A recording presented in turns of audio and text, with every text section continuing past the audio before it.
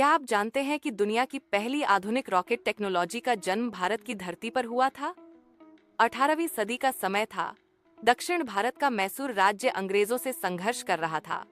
उस दौर में अंग्रेजों के पास दुनिया की सबसे बड़ी और ताकतवर सेना थी, लेकिन उनके सामने खड़ा था मैसूर का शेर टीपू सुल्तान।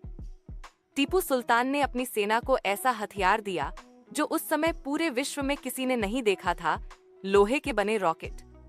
इन रॉकेट्स की खासियत ये थी कि इनके अंदर बारूद भरा होता और इन्हें बांस की छड़ों से लॉन्च किया जाता।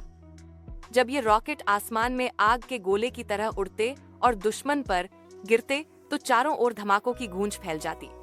ब्रिटिश सैनिक घबराकर एक दूसरे से पूछते, ये कौन सा हथियार है? ये तो हमारी तोपों से भी ज्यादा ताकतवर है। 1780 के दशक में जब अंग्रेजों और मैसूर की फौजों के बीच युद्ध हुआ तो इन रॉकेट्स ने ब्रिटिश सेना में अफरा तफरी मचा दी। कहते हैं, रात के अंधेरे में जब सैकड़ों रॉकेट एक साथ छोड़े जाते तो पूरा आसमान आग की लपटों से भर जाता। ब्रिटिश सैनिकों को लगता मानो कोई तूफान या जादुई शक्ति उन पर बरस रही हो। लेकिन इतिहास की करवट बदली। 1799 में श्रीरंगपट्टनम की लड़ाई में टीपू सुल्तान शहीद हो गए और जब अंग्रेजों ने उनका किला जीता तो उन्हें वहां से सैकड़ों रॉकेट और उनके नक्शे मिले। अंग्रेज इन हथियारों को इंग्लैंड ले गए।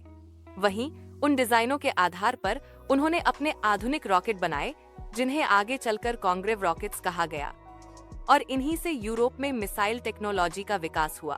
पर सच्चाई यही है कि रॉकेट की पहली गूंज भारत के टीपू सुल्तान की सेना ने ही छोड़ी थी। Please like, share and subscribe.